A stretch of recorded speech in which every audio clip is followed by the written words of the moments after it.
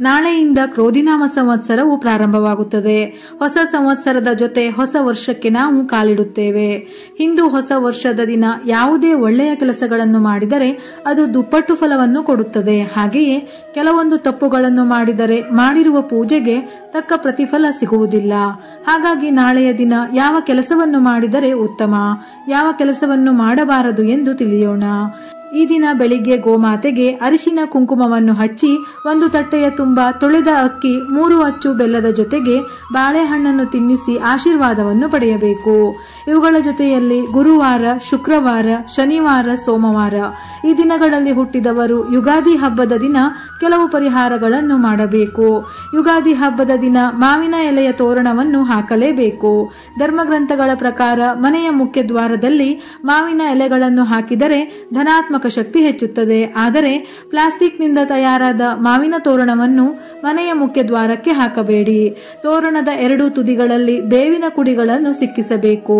ಆದರೆ ಯಾವುದೇ ಕಾರಣಕ್ಕೂ 1 ಅಥವಾ 3 ಕಡೆ ತೋರಣವನ್ನು ಕಟ್ಟಬಾರದು. ಯಾವಾಗಲೂ ಸಮ ಸಂಖ್ಯೆಯಲ್ಲಿ ತೋರಣವನ್ನು ಮಾಡುವುದು ಶ್ರೇಷ್ಠ. ಸೋಮವಾರ ಹುಟ್ಟಿದವರು ಸ್ಫಟಿಕಲಿಂಗಕ್ಕೆ ಹಸುವಿನ ಹಾಲಿನಿಂದ ಅಭಿಷೇಕ ಮಾಡಬೇಕು ಹಾಗೂ ಪ್ರತಿ ಹುಣ್ಣಿಮೆಯ ದಿನ ಶಿವನಿಗೆ ಅಭಿಷೇಕ ಮಾಡಬೇಕು. ಗುರುವಾರದ ದಿನ ಹುಟ್ಟಿದವರು ತಮ್ಮ ಮನೆಯ ಕುಲದೇವರ ಪೂಜೆಯನ್ನು ಮಾಡಬೇಕು. ಸಾಧ್ಯವಾದರೆ ಯುಗಾದಿಯ ದಿನ ಮನೆಯಲ್ಲಿ ಪೂಜೆ ಸಲ್ಲಿಸಿ ಅಖಂಡ ದೀಪವನ್ನು ಹಚ್ಚಬೇಕು. ಶುಕ್ರವಾರದ ದಿನ ಹುಟ್ಟಿದವರು ಯುಗಾದಿ ಹಬ್ಬದ ದಿನ ಬೇಳೆ ಹಾಗೂ ಬೆಲ್ಲದಿಂದ ಪಾಯಸವನ್ನು ಮಾಡಿ ಮನೆಯಲ್ಲಿರುವ ದೇವರಿಗೆ ಸ್ವಲ್ಪ ನೈವೇದ್ಯ ಮಾಡಿ ಉಳಿದಿರುವ ಪಾಯಸವನ್ನು ನಿಮಗೆ ಇಷ್ಟವಾದ ದೇವಸ್ಥಾನಕ್ಕೆ ಹೋಗಿ ಅಲ್ಲಿಯೂ ಕೂಡ ದೇವರಿಗೆ ಪಾಯಸವನ್ನು ನೈವೇದ್ಯ ಮಾಡಬೇಕು. ಶನಿವಾರದ ದಿನ ಹುಟ್ಟಿದವರು ವೆಂಕಟೇಶ್ವರ ಸ್ವಾಮಿ ದೇವಸ್ಥಾನಕ್ಕೆ ಹೋಗಿ ದರ್ಶನ ಮಾಡಿ ಅಭಿಷೇಕವನ್ನು ಮಾಡಿಸಬೇಕು. ಹೀಗೆ ಮಾಡುವುದರಿಂದ ಯುಗಾದಿ ಹಬ್ಬದ ದಿನದಿಂದ ಮಾಡುವ ಕೆಲಸಗಳಿಗೆ ಅಡೆತಡೆಗಳೆಲ್ಲ ನಿವಾರಣೆಯಾಗಿ ಯಶಸ್ಸು ಪ್ರಾಪ್ತಿಯಾಗುತ್ತದೆ. ಅವರ ಮುಂದಿನ ಜೀವನವೇ ಬದಲಾಗುತ್ತದೆ. ಅವರು ಹಿಂದೆ ಅನೇಕ ಕಷ್ಟಪಟ್ಟಿದ್ದರೂ ಅದೆಲ್ಲವೂ ಕೂಡ ದೂರವಾಗಿ ಉತ್ತಮ ಜೀವನ ಇವರದ್ದಾಗುತ್ತದೆ. ಅಂದುಕೊಂಡ ಹಾಗೆ ಇಷ್ಟಪಟ್ಟ ರೀತಿಯಲ್ಲಿ ಜೀವನವನ್ನು ನಡೆಸುತ್ತಾರೆ. ಮಾವಿನ ಎಲೆಯ ತೋರಣದ ಜೊತೆಗೆ ಅರಿಶಿನದ ಕೊಂಬಿನ ತೋರಣವನ್ನು ಸಹ ಮನೆಯ ಮುಖ್ಯ ದ್ವಾರ, ದೇವರ ಮನೆಯ ಬಾಗಿಲಿಗೆ ಹಾಕಿದರೆ ಒಳ್ಳೆಯದು. ಈ ತೋರಣವನ್ನು ಶಾಸ್ತ್ರಾನುಸಾರವಾಗಿ ಹೇಗೆ ಮಾಡಬೇಕೆಂದು ಹಿಂದಿನ ವಿಡಿಯೋದಲ್ಲಿ ತಿಳಿಸಲಾಗಿದೆ. ಯುಗಾದಿ ಹಬ್ಬದ ದಿನ ಪಂಚಾಂಗ ಶ್ರವಣ ಮಾಡುತ್ತಾರೆ. ಪಂಚಾಂಗಕ್ಕೆ ಅರಿಶಿನ, ಕುಂಕುಮ, ಹೂವನ್ನು ಇಟ್ಟು ಪೂಜಿಸಬೇಕು. ಆದರೆ ಯಾವುದೇ ಕಾರಣಕ್ಕೂ ದಕ್ಷಿಣ ದಿಕ್ಕಿಗೆ ಮುಖ ಮಾಡಿಕೊಂಡು ಇದನ್ನು ಕೇಳಬಾರದು. ಸಾಧ್ಯವಾದರೆ ಉತ್ತರ, ಪೂರ್ವ ದಿಕ್ಕಿಗೆ ಮುಖ ಮಾಡಿಕೊಂಡು ಪಂಚಾಂಗವನ್ನು ಕೇಳಬೇಕು. ಮನೆಯಲ್ಲಿ ಇರುವವರೆಲ್ಲ ಪಂಚಾಂಗ ಶ್ರವಣವನ್ನು ಮಾಡಿದ ನಂತರ ಕ್ರೋಧಿನಾಮ ಸಂವತ್ಸರದ ಹೊಸದಾದ ಪಂಚಾಂಗವನ್ನು ದಕ್ಷಿಣೆ ಸಮೇತವಾಗಿ ದಾನ ಮಾಡುವುದು ಬಹಳ ಒಳ್ಳೆಯದು. ಹಬ್ಬದ ದಿನ ಹರಿದಿರುವ ಕೊಳಕಾದ ಬಟ್ಟೆಯನ್ನು ಹಾಕಬಾರದು. ಈ ರೀತಿಯ ಬಟ್ಟೆಗಳನ್ನು ಹಾಕುವುದರಿಂದ ದಾರಿದ್ರ್ಯ ಬರುತ್ತದೆ. ಯುಗಾದಿ ಹಬ್ಬಕ್ಕೆ ಹೊಸ ಬಟ್ಟೆ ಧರಿಸಿದರೆ ಬಹಳ ಒಳ್ಳೆಯದು. ಸಾಧ್ಯವಿಲ್ಲವೆಂದಾದರೆ ತೊಳೆದ ಶುಭ್ರವಾದ ಬಟ್ಟೆಯನ್ನು ಧರಿಸಬೇಕು. ಹಬ್ಬದ ದಿನ ಯಾರಿಗೂ ಸಹ ಅವಮಾನ ಮಾಡಬಾರದು. ಮನೆಯಲ್ಲಿರುವ ಸ್ತ್ರೀಯರಿಗೆ ಗೌರವವನ್ನು ಕೊಡಬೇಕು. ಯಾರಿಗೂ ಸಹ ಬೈಯಬಾರದು. ಯುಗಾದಿ ಹಬ್ಬದ ದಿನ ಮದ್ಯಪಾನ, ಮಾಂಸಾಹಾರ ಸೇವನೆ ಮಾಡಬಾರದು. ಇವುಗಳ ಬದಲಿಗೆ ಮನೆಯಲ್ಲಿ ಸಿಹಿ ಪದಾರ್ಥಗಳ ಸೇವನೆ ಮಾಡಬೇಕು. ಉಗುರು, ಕೂದಲು ಕತ್ತರಿಸುವುದು ನಿಷಿದ್ಧ.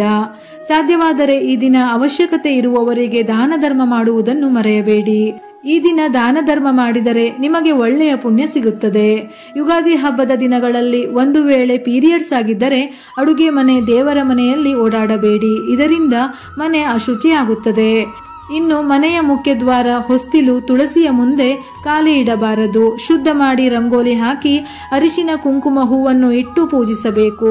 ಯುಗಾದಿ ದಿನ ಒಂದು ಸಿಪ್ಪೆ ಸುಲಿಯದ ತೆಂಗಿನಕಾಯಿ ಮನೆಗೆ ತಂದು ಕೆಂಪು ಬಣ್ಣದ ಬಟ್ಟೆಯಲ್ಲಿ ಕಟ್ಟಿ ದೇವರ ಮನೆಯ ಮುಂದೆ ಇಟ್ಟು ಪೂಜಿಸಬೇಕು. ನಂತರ ಮನೆಯ ಬಾಗಿಲಿಗೆ ಕಟ್ಟಿದರೆ ತುಂಬಾ ಒಳ್ಳೆಯದು. ಯುಗಾದಿಯ ದಿನ ಮನೆಗೆ ಹಾಸಿಗೆ, ಚಾಕು, ಚೂಪಾದ ವಸ್ತು, ಪೊರಕೆ, ಪ್ಲಾಸ್ಟಿಕ್ ವಸ್ತುಗಳನ್ನು ಮನೆಗೆ ತರಬಾರದು. ಯುಗಾದಿಯ ದಿನ ಆರ್ಟಿಫಿಷಿಯಲ್ ಆಭರಣಗಳನ್ನು ಮಾತ್ರ ಧರಿಸಬಾರದು. ಇದು ಅಮಂಗಳಕರ. ಸಂಜೆ ನಿಮ್ಮ ಮನೆಯ ಮುಖ್ಯ ದ್ವಾರದ 2 ಬದಿಗಳಲ್ಲಿ, ದೇವರ ಮನೆಯಲ್ಲಿ, ತುಳಸಿಯ ಮುಂದೆ, ಮನೆಯ ಹತ್ತಿರ ಇರುವ ದೇವಸ್ಥಾನದಲ್ಲಿ ಶುದ್ಧ ತುಪ್ಪದಿಂದ ದೀಪಗಳನ್ನು ಬೆಳಗಿಸಬೇಕು. ಇದರಿಂದ ಅರ್ಧಕ್ಕೆ ನಿಂತುಕೊಂಡ ಎಲ್ಲಾ ಕೆಲಸಗಳು ಮತ್ತೆ ಪ್ರಾರಂಭವಾಗುತ್ತದೆ. ಕೆಲಸದಲ್ಲಿ ಯಶಸ್ಸನ್ನು ಪಡೆದುಕೊಳ್ಳುತ್ತೀರಿ. ಈ ದಿನ ಕಪ್ಪು ಬಟ್ಟೆಯನ್ನು ಧರಿಸಬಾರದು. ಕೆಂಪು ಬಟ್ಟೆಯನ್ನು ಧರಿಸಿ ಪೂಜೆ ಮಾಡಿದರೆ ಉತ್ತಮ. ಮನೆಯಲ್ಲಿ ಸಂಗ್ರಹಿಸಿದ ಕಸವನ್ನು ಹೊರಗೆ ಎಸೆಯಬಾರದು. ಹೊಸ ವಸ್ತುಗಳನ್ನು ಖರೀದಿಸಿ, ಆದರೆ ಆ ದಿನ ಮನೆಯಲ್ಲಿನ ವಸ್ತುಗಳನ್ನು ಯಾರಿಗೂ ಕೊಡಬಾರದು, ಅದನ್ನು ಸಾಲವಾಗಿಯೂ ಕೊಡಬಾರದು. ಹೊಸ ವರ್ಷದಲ್ಲಿ ಯಾರಿಗೂ ಸಾಲ ನೀಡಬೇಡಿ, ಜೊತೆಗೆ ಸಾಲ ತೆಗೆದುಕೊಳ್ಳಬೇಡಿ. ಕೆಟ್ಟದ್ದನ್ನು ಎಲ್ಲವನ್ನೂ ತಪ್ಪಿಸಿ ಸಮೃದ್ಧಿಯಾಗಿ ಬದುಕಲು ದೇವರನ್ನು ಪೂಜಿಸಿ. ಈ ದಿನ ಮಾರ್ಗದಲ್ಲಿ ಹೋಗುವವರಿಗೆ ಅಥವಾ ನೀರನ್ನು ಕೇಳಿದವರಿಗೆ ತಪ್ಪದೆ ನೀರನ್ನು ನೀಡಬೇಕು. ಶತ್ರುವಾದರೂ ಸರಿ, ನೀರನ್ನು ಕೇಳಿದರೆ ಕೊಡಬೇಕೆಂದು ನಮ್ಮ ಹಿರಿಯರು ಹೇಳುತ್ತಿದ್ದರು. ಬಿಸಿಲಿನಲ್ಲಿ ಬಂದವರಿಗೆ ಒಳ್ಳೆಯ ನೆರಳಿನ ವ್ಯವಸ್ಥೆ, ಊಟವಿಲ್ಲದವರಿಗೆ ಊಟದ ವ್ಯವಸ್ಥೆಯನ್ನು ಮಾಡಿದರೆ ತುಂಬಾ ಒಳ್ಳೆಯದು. ಇದೇ ರೀತಿಯ ಮನಮುಟ್ಟುವ ಉಪಯುಕ್ತ ಮಾಹಿತಿಗಳಿಗಾಗಿ ಮತ್ತೆ ಭೇಟಿಯಾಗೋಣ.